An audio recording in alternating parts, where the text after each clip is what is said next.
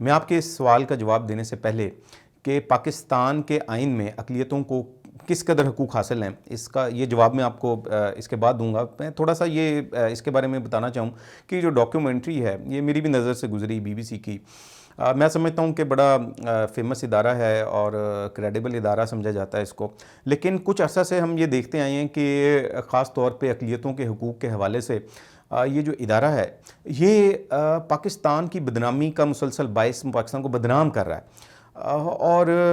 یہ مس leading facts جو ہیں وہ ان کو پیش کرتا رہا ہے, اور خاص طور پہ احمدیہ کمیونٹی کو لے کے. تو میں سمجھتا ہوں کہ کنسرن ڈپارٹمنٹ سے جو ہے وہ ان کو اور کنسرن لوگوں سے ضرور, جن کا ذکر کیا گیا مذہبی طبقہ اور دیگر جو ایسے لوگ جو کہ اینٹی احمدیہ موومنٹس چلاتے ہیں, ان سے بھی ان کو اس میں اپنا ان کا نیریٹو لینا چاہیے تھا, جو کہ ان لوگوں نے اس میں نہیں لیا. آلدو کہ ان کا ذکر تو کر دیا لیکن ان کا نیریٹو لینا انہوں نے مناسب نہیں سمجھا. میں آپ کے کویسچن کی طرف آتا ہوں کہ پاکستان جو ہے کا جو آئین ہے وہ کس قدر اقلیتوں کو اس کے بارے میں جو ان کو کس طرح ایڈریس کرتا ہے. دیکھیں, اکثر یہ جو احمدیہ کمیونٹی ہے یہ آرٹیکل 19 جو ہے اس کا ذکر کرتی رہتی ہے, فریڈم آف سپیچ کے حوالے سے ہے. پاکستان کا جو آرٹیکل 19 ہے میں یہ بتاتا چلوں کہ وہ سبجیکٹ ٹو لاء ہے. آپ پاکستان کا جو آرٹیکل جو 19 ہے وہ یہ آپ کو کہتا ہے کہ آپ کے پاس جو ہے وہ فریڈم آف سپیچ تو ہے لیکن وہ سبجیکٹ ٹو لاء ہے. اب ایسا نہیں ہو سکتا کہ آپ مذہبی عقائد, مذہبی نظریات یا اپنے کسی بھی قسم کے نظریات کی بنیاد پر جو دیگر لوگ آپ کے ارد گرد بس رہے ہیں ان کے مذہبی احساسات کو مجروح کریں. آپ کس مذہب کے نام پر کسی کو گالی نہیں دے سکتے, آپ مذہب کے نام کے اوپر کسی کو برا بھلا نہیں کہہ سکتے, اور آپ مذہب کے نام پر جو ہے وہ جو کروڑوں کی تعداد میں مسلمان آباد ہیں ان کی دل آزاری نہیں کر سکتے. پاکستان کے اندر اگر آپ دیکھیں تو اقلیتوں کو مور دین 30,000 سیٹس جو ہیں ان کے لیے مختص ہیں کہ ان کے لیے جاب کا کوٹا ہے گورنمنٹ کے اندر 30,000, 30,000 سے زیادہ ہیں بلکہ یہ. اور اقلیتوں کے حوالے سے اگر آپ ووٹ کاسٹ کرنے کے حوالے سے دیکھیں گے تو ووٹ کاسٹ کرنے کے ان کو 2 موقع دیے گئے ہیں, اور جو میجورٹی میں جو لوگ ہیں مسلمان وہ تو 1 ووٹ کاسٹ کر سکتے ہیں, وہ اپنا نمائندہ علیحدہ سے بھی چن سکتے ہیں اور ڈبل ووٹ کاسٹ وہ کر سکتے ہیں. اور 3rd نمبر کے اوپر اگر آپ دیکھیں کہ ان کو تمام تر سرکاری اداروں کے اندر اور پرائیویٹ اداروں کے اندر تمام تر سہولیات موجود ہیں, کوئی کسی قسم کی کوئی روک ٹوک جو ہے وہ بالکل نہیں ہے. اب سوال یہ پیدا ہوتا ہے کہ یہاں پہ جو دیگر اقلیتیں یہاں پہ آباد ہیں جن میں ہندو ہیں, سکھس ہیں اور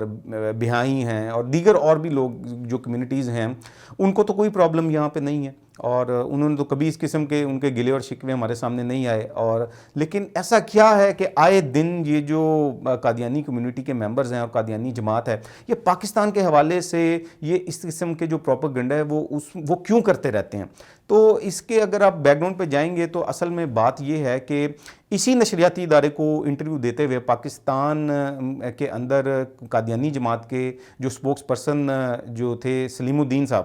انہوں نے اسی ادارے کو انٹرویو دیتے ہوئے کہا تھا کہ ہم پاکستان میں درج اپنی آئینی حیثیت کو تسلیم نہیں کرتے. یعنی آئین ان کو جو وہ ہے نان مسلم جو ہے وہ کنسیڈر کرتا ہے, اس میں درج ہے کہ یہ ایک غیر مسلم اقلیت ہیں قادیانی جو ہیں. تو انہوں نے کہا کہ ہم آئین میں دی گئی اپنی جو حیثیت ہے اس کو بطور غیر مسلم اس کو ہم نہیں مانتے.